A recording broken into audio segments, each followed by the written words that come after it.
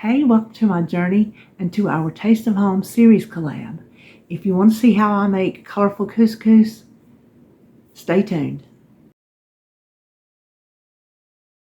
Okay, so this month's recipe came from the 2013 annual of Taste of Home, and the category was weeknight solutions. So it had all kind of stuff in there, things that you can make on a weeknight. You know, if you're like crunched for time, or you don't have, like what I made, you don't have to prep for it. You don't have to have anything ready. It is so easy and straightforward. I see why it was in the category weeknight solutions, because you can definitely make this on a weeknight. That's how easy and fast it goes. Boom, just speedy. So that is what we're making today. Now you be sure and go over and check out Joan's video over at Joan's Pointed Plate. I'll have it linked down in my description box below to see what she's making. I know what she's making, and you're going to want to see it because it's going to be good. And I hope you are enjoying these little collabs. We're having fun looking through recipes, trying to decide what we're going to make and all that. So I'll just quit talking and we will turn around and start cooking. So the first thing we need to do is chop our vegetables. We need a green pepper, red pepper, and some onion. I'm using red onion because I have tons of it in the fridge, and I need to use it up. So I would say red onion, yellow onion, white onion, any kind of onion you'd want will probably work. And we need only 1/3 cup of each, and it needs to be finely chopped. Well, I'm thinking it's not going to take much. But I'm not going to finely chop it with my knife because I'm not that great. I'm not a great knife person.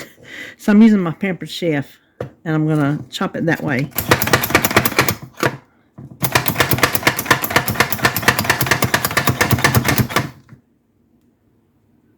That skin's getting...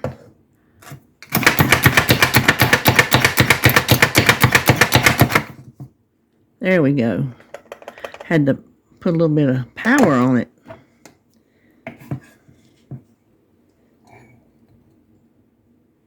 Okay, that's gonna be close enough for me.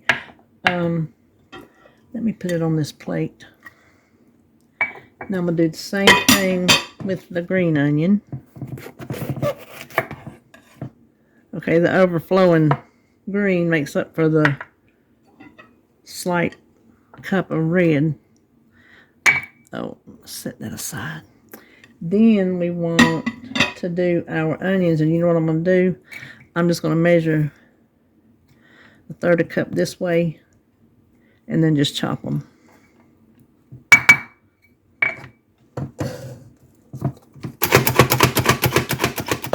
Okay, I'll put this on the plate.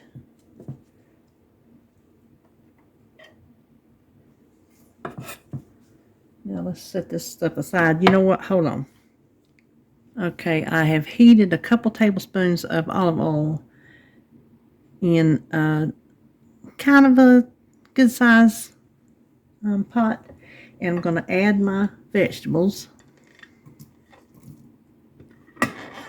Yeah, it maybe could go for being a little bit hotter. And I'm saving this plate, and you're going to see why in a minute. Well, there, it's going. And then we need 2 teaspoons, or 2 teaspoons of this, but 2 cloves of minced garlic. And I use the garlic here, obviously. You can tell in the squeeze bottle. And so we just want to cook this around just a couple minutes until the vegetables start to soften. Okay, I think our vegetables are tender, and I know the steam is going up in your face, but we'll fix that here in a minute. So you want to add 1 can of chicken broth, any kind of chicken broth you like. That is a 14 ounce can, 1/4 cup of water, 1/2 teaspoon of salt, and 1/4 teaspoon of pepper. And that is all. I'm going to stir that around, and we're going to bring it up to the boil. Okay, you're getting a lot of steam in front, and I apologize for that, but it's come up to a really good ball. Now you're going to pour in a 10-ounce box of couscous, and I'm going to pour it in, and then we'll talk about it. Stir that in. Cover it. That's where my plate comes in, because I don't have a lid for this. So there's your, get you a plate that'll fit tightly. We're going to set it aside for 5 minutes. Now, let me slide you over here. This is what we're using. This is the only brand I can find, this Near East couscous original. They do have flavors, but you want the original, the kind that's not flavored. And it is just durum wheat semolina. So it's just tiny pasta, tiny wheat pasta. That's all it is. Now, they do make big, like, bulk containers of it, but I knew we would never need that much, so I had to go to Publix.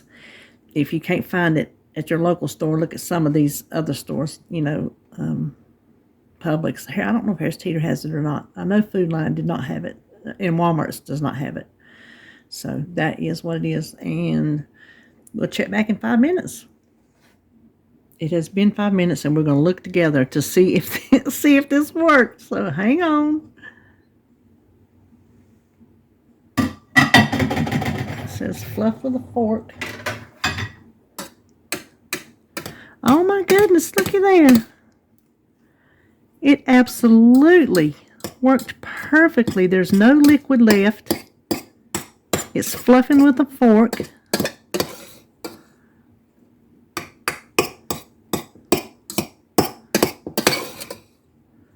Okay, it makes a lot. Who knew? Oh, I am spilling it everywhere. Okay, here it is, and it made a ton. I would definitely half this if you don't have a big family. I'll tell you what's going to happen to half of this. It's going to go in the freezer, because you can freeze pasta, and I'm afraid this will go to the waste if I put it in the refrigerator. But if I go ahead and freeze half of it and we eat half of it, I think we'll be good to go. So let me give this a taste. Yeah, that's good. If you've never had couscous before, it doesn't have the texture of pasta like you would chew like a noodle or anything like that. It's grainy, not grainy like sand, just grainy like, it's almost like a stuffing. Maybe the texture of a cornbread stuffing, something like that. But it's very flavorful. That's the perfect amount of salt and pepper. And the chicken broth, it flavors it. The onions, the peppers flavor it. This is very good. It's a very good side dish. I would definitely make this again.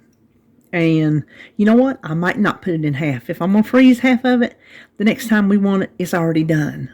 So, then I'll do it in my, I always call it shrink wrap. My shrink wrap machine, you know, that's why I call it shrink wrap, because I can never think what it's called. The vacuum sealer. And so there you go. There you have it. There is our colorful couscous. I love it. It is very good. So I hope you have enjoyed this video. Be sure and go check out Joan and her video to see what she made. And we appreciate y'all watching our little collab. And we will see you on our next one.